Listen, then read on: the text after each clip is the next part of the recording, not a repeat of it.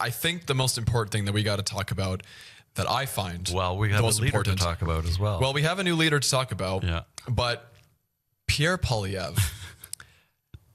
Where were you?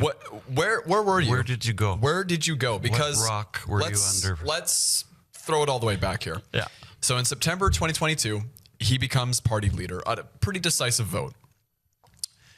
And then from about July 2023, all the way up until Trudeau resigned in January of this year, the Conservatives and Poilievre had a firm grasp over the polls, all the seat projections. They were projected at some points, like in the latter half of 2024, when it sunk down to the lowest point for the Liberals, they were projected to win anywhere in the realm of 210 to 230 seats in the House of Commons, like straight out of It's going to be stupid, yeah. yeah, like straight out of the election of what was it, 1983, 1984 with Brian Mulroney.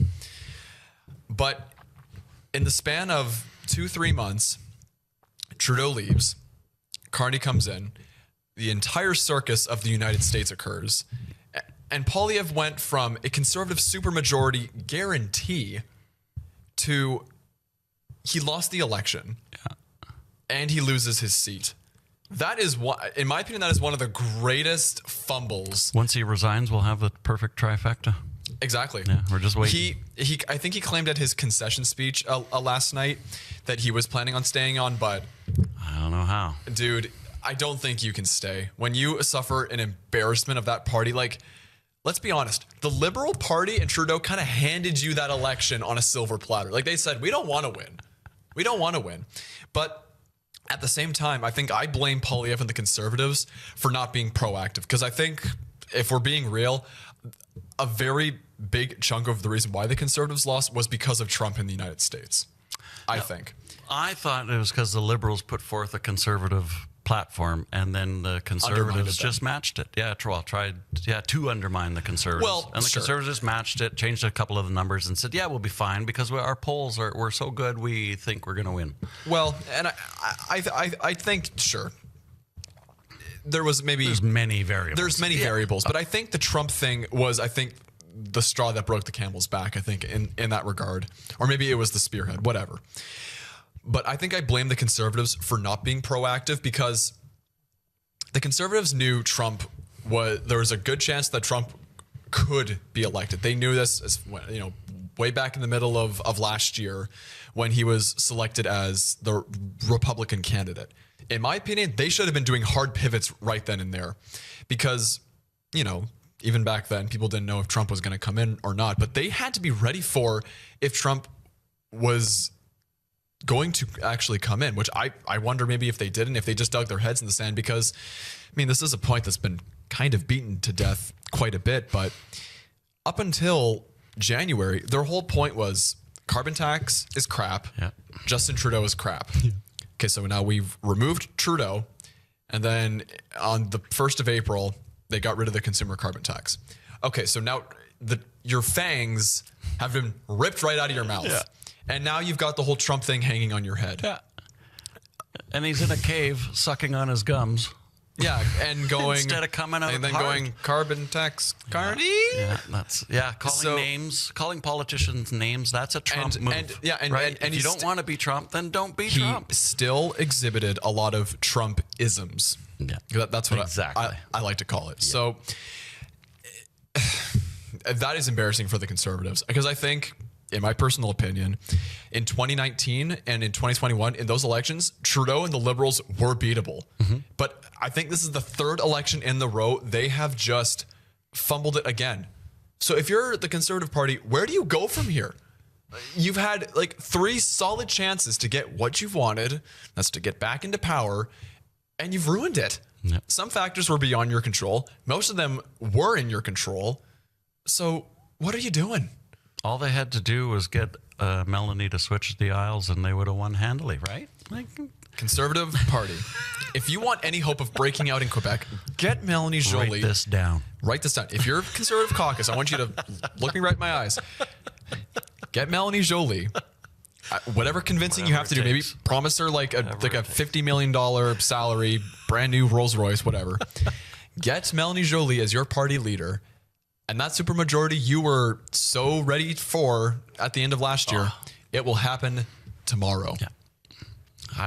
That's what I like about this show. We get to be a little crazy and have some fun. And you don't see this on CBC. Yeah, exactly. You're not. Because again, we are, I should give it a disclaimer. We are not genuine political commentators. We are just two Canadians, just two schmucks that like having a conversation. Yeah, we're spilling our brains into these microphones. And yeah. And if you like it, cool. If you don't, there are like 200 other sources you can go to. Yeah.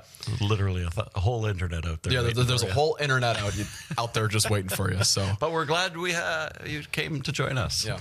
But I'd say let's kind of jump to the opposite side now. Mark Carney. Wow. He is probably the most lucky politician of all time. Because I think when Trudeau first resigned, and by that point, Trump is already the president-elect, didn't really have too much of an indication of what would or wouldn't happen with an upcoming Trump presidency. But I think when Trudeau first resigned, I think it would have been fair for a lot of people to have the opinion, and I think a lot of people did, myself included, that whoever was going to become the party leader of the Liberals was going to suffer the exact same fate that Kim Campbell and John Turner suffered before them. They're going to be kind of thrown to the wolves with a very popular opposition that's just going to tidal wave them in the next election. But that didn't happen. No. I think this is the first election where that trend has been, it's been stopped. Yeah, they hedged their bets and managed to pull out a win in spite of all of the polls and the public opinion. Even the press was starting to beat up on the Liberals. Like, they had so many scandals, we can't even talk about them. They had so many scandals listed that even the press was turning on the Liberals and leaning conservative, which was rare to see. A little refreshing to see a different point of view, though. And but then, like we were saying earlier, but then Pierre just went and hid under a rock and didn't really do anything, because I think he, like the media, thought he was a shoo-in and didn't want to risk doing anything. I wonder if for a while there was complacency, because I think another point I think that went against Poilievre was his brand of, very fiery populism. Again, another Trumpism, at least in the modern sense, against a very unpopular Justin Trudeau. And before Donald Trump was president or the election even happened last year, he could get away with that, because he was, I think, genuinely firing up a lot of the frustrations that people had with the current government. But then once Trump came in and you take Trudeau out of the picture, it suddenly is not a winning strategy. And you have to wonder, just last thing, you have to wonder if Donald Trump was not elected president, like let's say Kamala Harris got in, would Pierre Poilievre's strategy still work? Because there's not that Trump to kind of make suddenly his platform look, not cool. Even if Carney still came in, Trudeau still resigned. Do you think Trump not getting elected, Poilievre could still I think Poilievre would have had a better chance, because I think Carney had an appeal that he was experienced in crisis management. And I think he got that experience when he was dealing with Brexit. That was a huge, tumultuous, you could even get away with calling it a crisis. And they need somebody to steer through all of that. So on paper, Carney looked like your crisis guy. If things are going bad, get this guy into office. And right now, everyone thinks things are going very bad because Trump is in office, just like as you were saying. So it's a knee-jerk reaction. Trump is attacking us. Who deals with crisis better? I don't know if Pierre has a crisis management portfolio that he can bring out to show to the world, but he should have. He should have at least tried to come out fighting, instead of hiding. It was like COVID, hiding in his basement. Well, one thing I will say is that I think from the second Mark Carney got in, he wasn't playing defense. He went on the offense. He said, "Okay, tough talk." Yeah, I think he said there was stuff from Trudeau's time in office that didn't work. I didn't like that, so we're going to change it." For whatever, for better or for worse. He wasn't just playing apologist for Trudeau the entire time, which probably would have hurt him more. Yeah, it would have hurt him. But I don't know. I think that... I think Carney out-tough-talked Pierre. If Pierre had come out with vitriol against Trump and a solid plan as to how we were going to fight back and win, then the test would have been how many Canadians actually believe him. Because right now, nobody believes him, obviously. But maybe if he had made a more convincing argument or a convincing statement, maybe that would have turned the tide.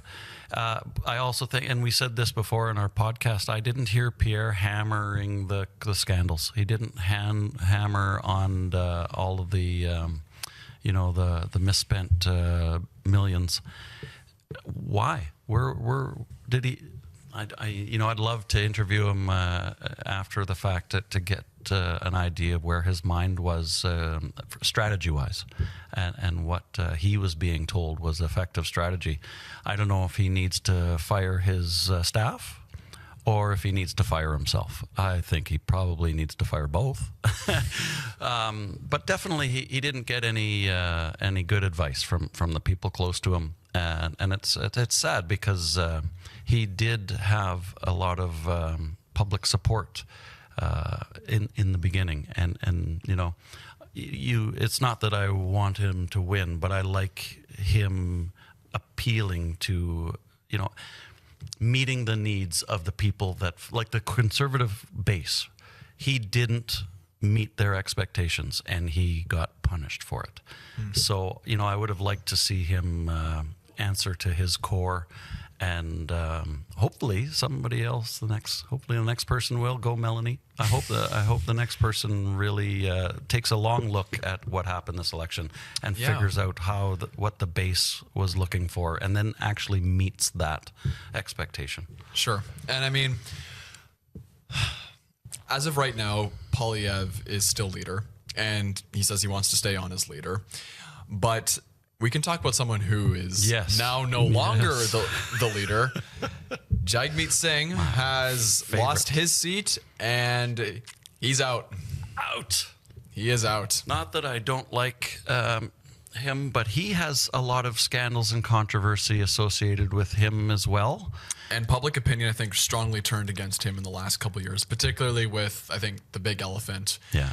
The supply and confidence agreement with the Liberals, and especially refusing to call a motion of no confidence. I think, honestly, the NDP, I think Jagmeet Singh going against that motion of no confidence that they had, I think back in December, I want to say, because I think there was a couple. There was a couple of tries, couple of since chances. September, where they could have ripped up, like when they ripped up the agreement. I think there were a few chances for them to do a no confidence motion, and I think they were what prevented the election from happening when Trudeau was still party leader. So I think if you're the Conservatives, you got to be just angry at the NDP, because I think that they were the only thing that was stopping the whole blue dam from just. Yeah, it should have been a race between the Conservatives and the NDP. At least I thought it was going to be, so that's why I say it should have been. NDP election strategy, I thought, should have just been point form, just bullet point, scandal, and then end the commercial with choose wisely. And I think that would have been an effective way to remind Canada what the last 10 years were all about, and then offer meaningful change. And the NDP they have a lot of support. The NDP is a very strong party, but because they have that fringe label, a lot of people won't take them seriously and will just vote the safe party. He needs to stand up as a credible alternative. Well, the NDP, sorry, need to stand up as a credible alternative, get back to the latent years, take on the Liberals where the Liberals are failing, and offer a credible alternative, because we do know that there is enough anti-Trump sentiment to really give the Liberals and the NDP a lot of room to grow. So I would think that the NDP is going to see this as an opportunity to put in a strong leader, find out where they can do better than the Liberals have done and will continue to do, and then offer Canada an actual choice instead of a feel-good choice, Yeah, well, it's tricky. It's tricky because I'm quite disappointed in the NDP that they've really become more and more increasingly, it seems, irrelevant on the federal stage, because ever since Federally, yeah, not provincially, but yeah, well, I think since 2011, because that's when Jack Layton and the NDP had their best showing. A little bit was a self-sabotage by the Liberal Party, but when you look at ever since 2015, you know, because then you had Tom Mulcair, and then since 2019 you had Jagmeet Singh. Ever since 2011, their seat counter has went down, down, down, down, down. It has never gone back up once. Yeah. So they've been in a it's what's that saying, like a very steady decline. Yeah, I'm sure there's a really good word for it, but of course my brain's got nothing. But yeah, so I'm Quicksand. yeah, it's like quicksand, just slowly sinking down. So You don't realize they it need a until strong too late. leader. Yeah. They need a strong leader, and I think as time goes on, especially just here in the modern age, I think there are so many people that are probably sick of the status quo of just liberal and conservative. Times like this election, I think, would have been a perfect example for that third option to come in. But I think, again, the NDP, they fumbled it. A lot of people fumbled this election for the people who didn't win. The Bloc is a little different because they only are on one. Yeah, they're only in one province. But I looked earlier today, and apparently David Eby, who's the premier in BC NDP, he already said that he's not interested. So that's already one gone. So who's gonna take the NDP mantle? You know who's going to take it? Melanie Joly, No, Quinton. Quentin Robinson Our good buddy Quinton. from Brandon Souris. Brandon Souris, federal MP candidate for the NDP, was unfortunately unsuccessful in his federal bid. And I believe he made a fairly good running. You know, I haven't compared previous elections to see how the NDP fared historically. I thought he had a good showing, not good enough, obviously. But this is a tough riding to crack. So it wasn't an unexpected result. But of course, you always root for the underdog. And Quinton is such a nice person that, you know, my heart wanted him to win. And but I knew that there was a good chance of Grant coming through victorious. Well, the big surprise was the Liberal candidate, who I still don't know his name. I have no idea what his name is. It was an amazing amount of votes. Yeah, he got second place. Yeah, I and in this riding, you know, I thought that was a bit surprising. Yeah, because we were talking about it in the live show yesterday. Since 2000 to now, not including this current election, so from 2020 to 2021, the Conservatives, they won all those 8 elections. But in 5 out of those 8 elections, the NDP were second place. Right. And the Liberals were second place only twice. But the Liberals, they get a second place. I think the most fair assumption is that because everyone seems to kind of, like, you know, a lot of progressive voters, they flocked to the Liberals. Like a lot of the fringe parties, a lot of their support depleted because it either went towards the Conservatives or the Liberals. Strategic voting. Yeah, I think this is just a case of strategic voting, I believe. But that it still surprised me. I honestly thought the NDP were going to get very, very, very close. I did too.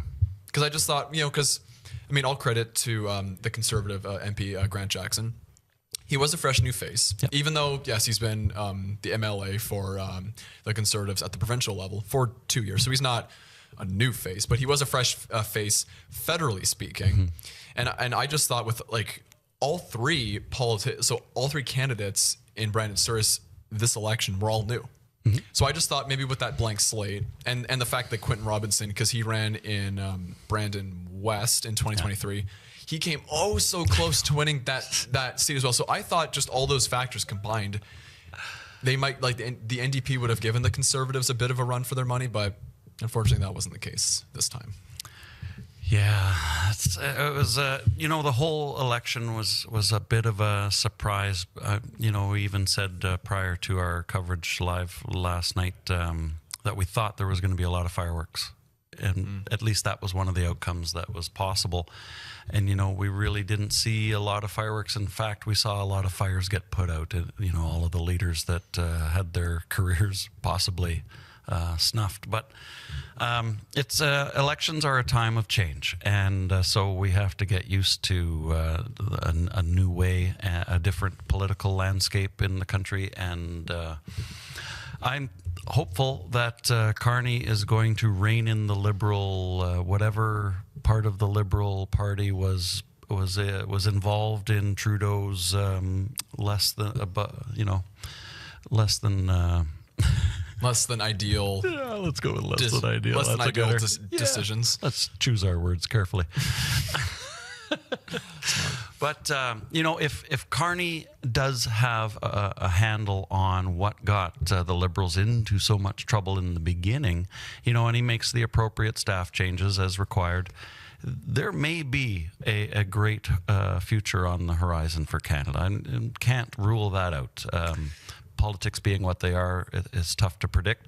But I think Carney is a good figurehead. Like, he looks like he knows what's going on when he's on TV. He kind of screams as the not very emotional, reactive type. He kind of just puts his head down and just does the work. Matter of fact kind of guy. And that's not a bad persona for your leader. And I think didn't he say he was kind of like more on the pragmatic side?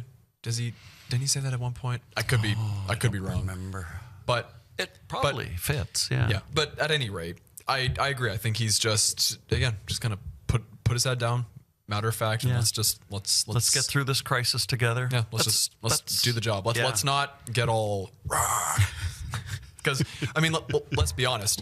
When you compare Poilievre to Carney, one was significantly more boring than the other. Let's just be totally real here. Like, personality-wise, one was so boring, and then one was just angry all the time. Yeah. A banker versus, I'll pick my own Scottish, an Irishman, or, the raging Irish.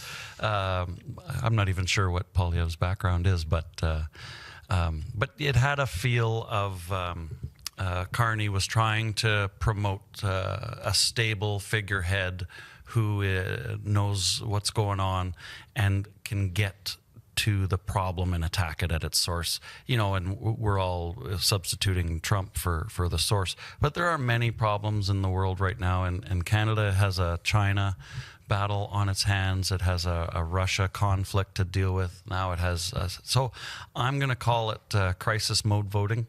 And I'm going to say that Carney fit the bill for who you want to lead your country through the next crisis. And I think the Canadian public feels that maybe we are under attack a little bit, and we should do some crisis voting. Time will tell, right? This is true. Yeah.